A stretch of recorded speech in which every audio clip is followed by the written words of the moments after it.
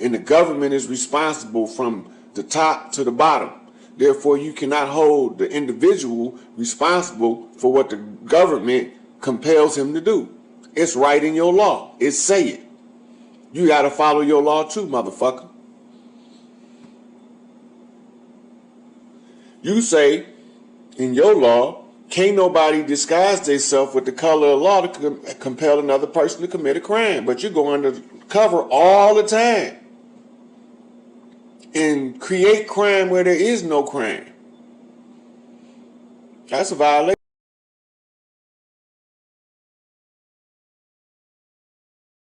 Inform people that the best place to actually place their money is either in gold or silver. One question that one of the sisters had was, how do they go about buying the gold and the silver? They got brokers. You have to go through a broker to access it.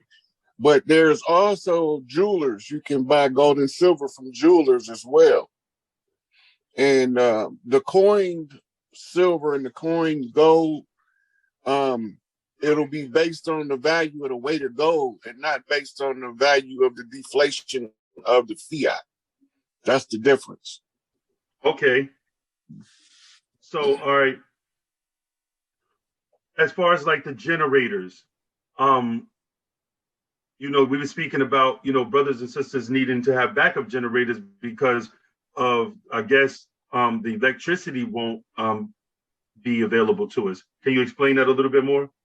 Well, that's self-explanatory. If the grid goes down, and it's almost a guarantee that it will, because they're expecting a coronal mass ejection that would hit the earth like the worst EMP that you ever seen or ever heard of, and will fry the grid. So when it's coming, we're gonna have less than 5 minutes notice, that because it's calculated based off the rate of explosions and the size they are based on where we are in the cycle, and what normally happens around this time is calculated from being here before multiple times at the close of an age. Right.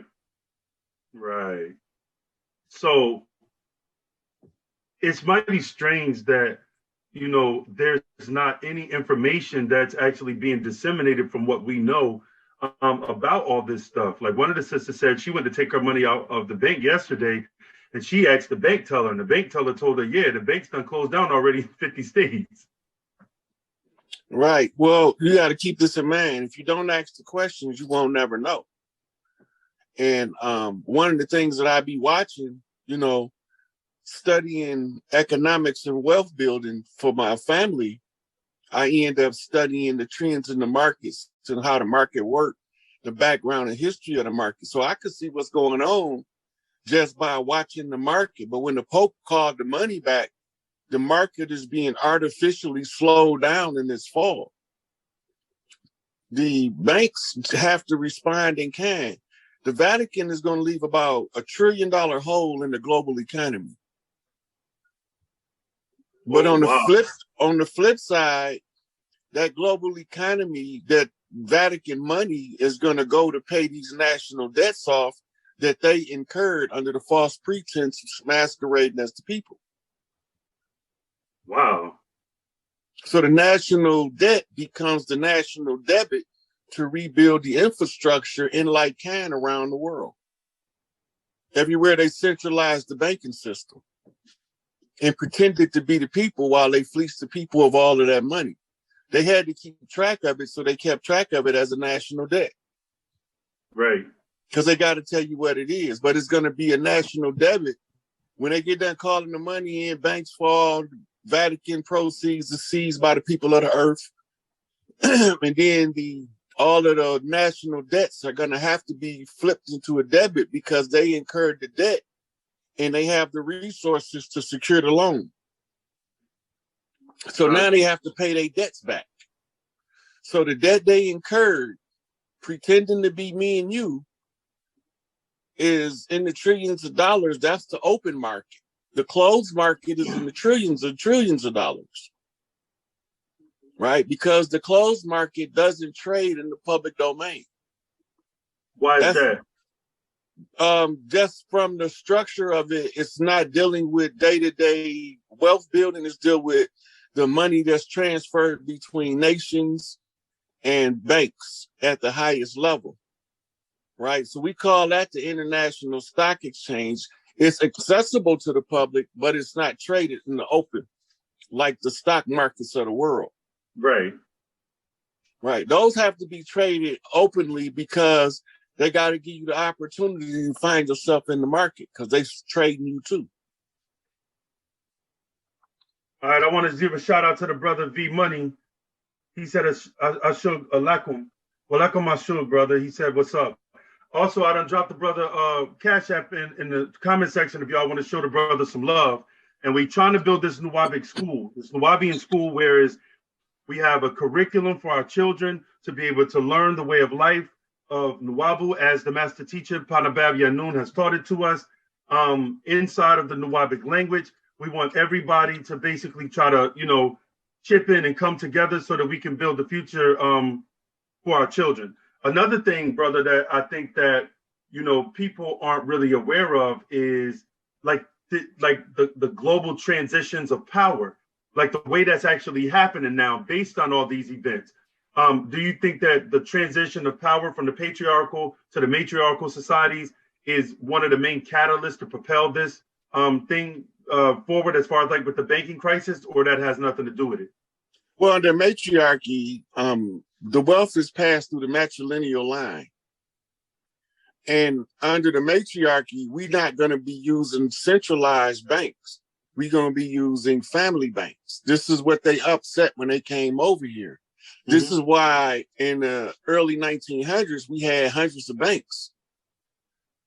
And when the Fed came in under the Buck Act, the Federal Reserve Act, the New Deal, all of these was designed to wrestle our economic stability from under us without us never knowing what's taking place. Right. Right.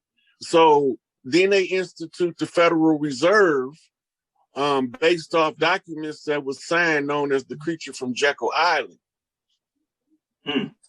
Okay, the Creature from Jekyll Island was the founding document for the Federal Reserve banking system that was going to come in and set up 13 provinces of banking on the land without our consent. So they proceeded to masquerade as the people by changing the title of the note from the United States Reserve Note to the Federal Reserve Note, from the silver and gold certificate under the New Deal to the fiat certificate, which is only backed by its heir. Using something called fractional reserve banking, they use credit to generate the finances for their loans. So if you borrowed $1,000 from them, they borrowed 100,000 on your 1,000. That's what's driving the inflation up. It's taking away the underlying value of the fiat currency. And by taking away the underlying value, it reduces the power of purchase at the register. Right. So bread used to be a nickel a loaf. It's damn near $3 a loaf now. Hell yeah. I remember when I went to the store and it was $2, two loaves for $1. That was, standard in the 80s. You can't get 2 loaves for $1 no more. You can't get 1 loaf for $1. You're lucky to get 1 loaf for $1. That's correct. Now, I wanted to talk a little bit more about brain capacity because through my research, I teach the Nuwapic, and I've been informed that our brain capacity, based on using the language and and the proper tonation and knowing how the alchemy actually works with the language and the letters, that our brains will actually expand. What do you know about the brain expansion as it relates to us? Because we got to get these brothers and sisters on this Nuwabic, man. Okay, first of all, remember, anytime you learn the second language, you open up another part of the brain to be allowed to enter into the processing information. Right. The more languages you learn, the more points of conversion. Now, you don't have to be fluent in the language. You just have to be able to reference the language at its source. Like we take a word like al-Mahdi. Right. And al-Mahdi in English means the guide. That's right. That's correct. Right. So by me knowing that, it gives me the understanding that when I see Naya al-Mahdi, I see a chief of a tribe that is one that's out front. Imam, he's out front. And your particular skill set tells me that you the lead on the language. So that's just all from putting together how I know the Arabic rendition of the name, the Hebrew rendition of the name, and then the English. So it changes the amount of information you process at one time, which takes us straight to L. Ron Hubbard's Dianetics. Okay. In Dianetics, it tells you the manner in which the subconscious cycles the sentence. So when you look at the structure that Baba set the sentence structure up to be, it's for the verb to hit on a certain frequency behind or in front of a noun. That's right. That's right. And the emphasis comes through the adjectives. When you put them all together to formulate the structure of the sentence. It's like Spanish is, I'm the man in English, yo soy el hombre in Spanish, but that's a different Spanish in Mexico than it is in Puerto Rico. Yeah, definitely. Right? So when you're looking at the movement of words and the location of what part of the sentence structure, then you know what's being activated in the psyche. So we know that certain tones cause certain parts of the brain to light up when you're doing the brain scan. Right. So the tones is set to liberate the mind would have to shake the nouns loose with the verb, as opposed to lock them in place with the verb. Can you explain the difference between locking in place and shaking them free? Right. So when you lock them in place, it's where the emphasis is on the action in a given language. Right. So when you taught to speak a language in reverse, you lock it in place by reversing the position from the Semitic languages of the verb in relation to the noun, and then you lock it in place. That means that it's coming off the conclusion of the action. It's like putting a post up versus putting a spring up. Right. Because all of this is linguistics activating in the brain in certain parts of the psyche, right? It causes different effects. The educational system, the shul system of the Hebrews is designed to reverse engineer the mind of the Goy. And by reverse engineering it, you send the information back to them backwards. But you have to eliminate step down education because the babies will catch it by the time they get to the front of the class. Right. So then they switch us over from step down education to isolation in the room per class, per subject. Right. Right. That's not how we learn. That's how they control how we learn. They teaching us to dumb down on purpose. It's like the 12 years of school is like a thinking detoxification program. How to teach your child to stop thinking is the standard. They take critical thinking out of the curriculum and practical problem solving out of the curriculum. They have to be learned separate from the modern curriculum because they're no longer part of it. And they learned how to isolate the components of critical thinking and practical problem solving based on how they perceive us using linguistics and ebonics. But what they didn't understand is that we can use the ebonics to infuse the critical thinking into the language given because it's part of the Geechee culture. To speak language pidgin is what it's called.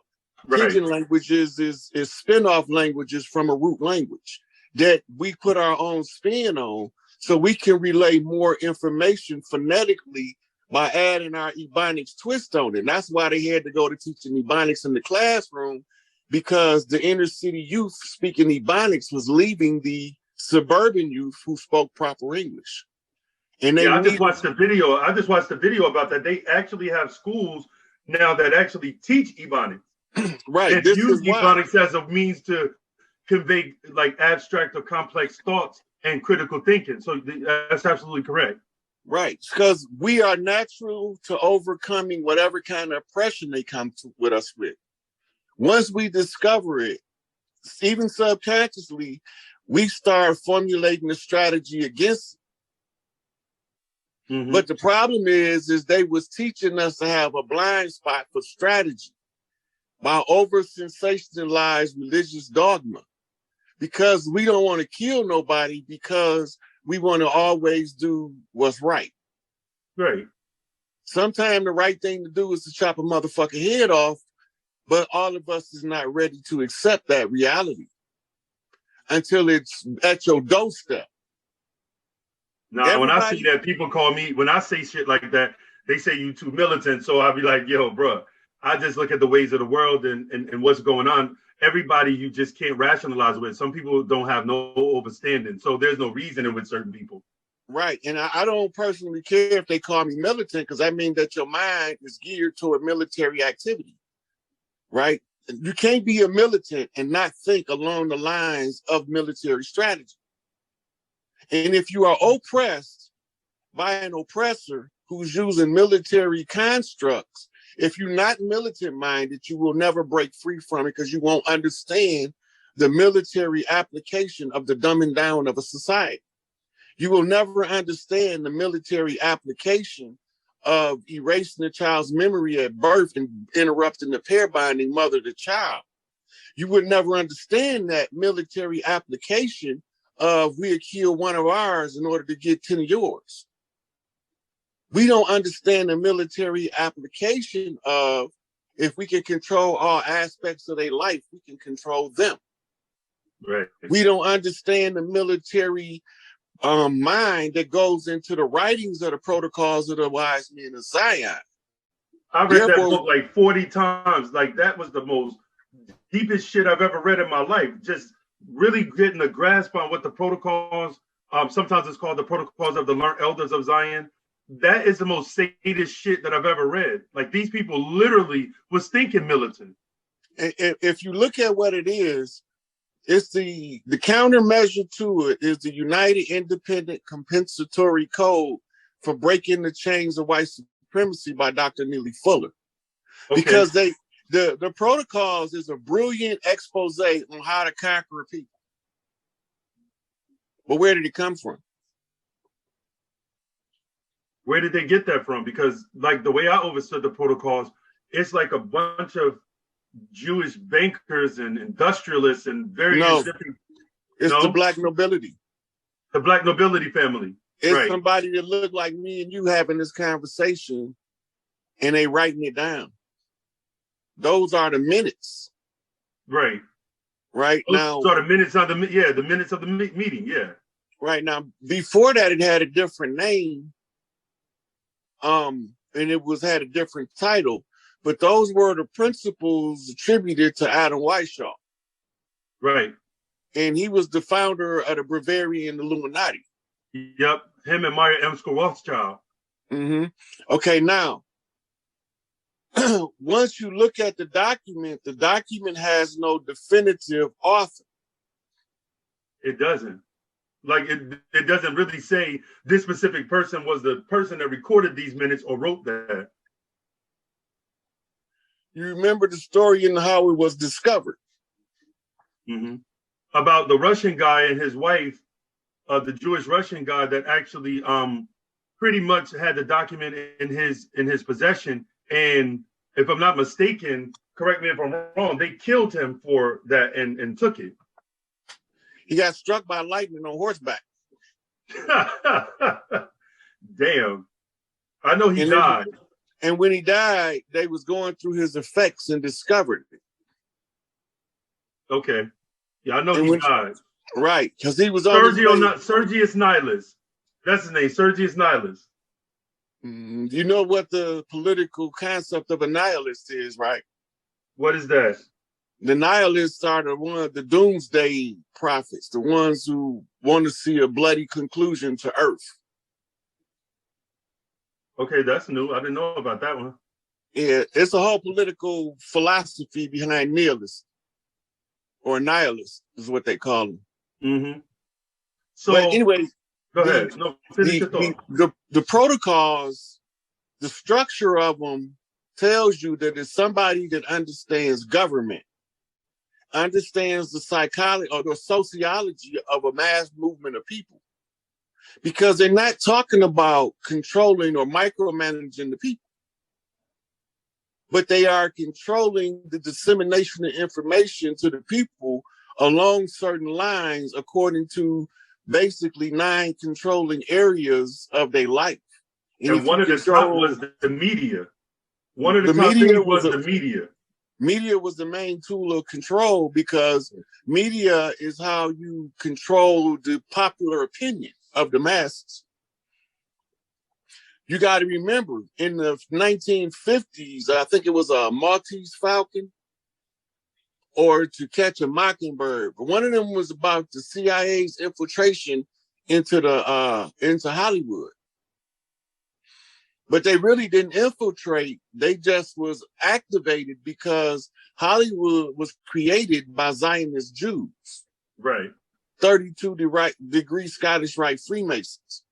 Right. And it was in order to control popular media, and they was the ones putting out the movies in the early 1900s on reels. But we also had people that looked like me and you that was doing their own reels. A lot of people don't know that when it was Reels movie, we had our own theaters that showed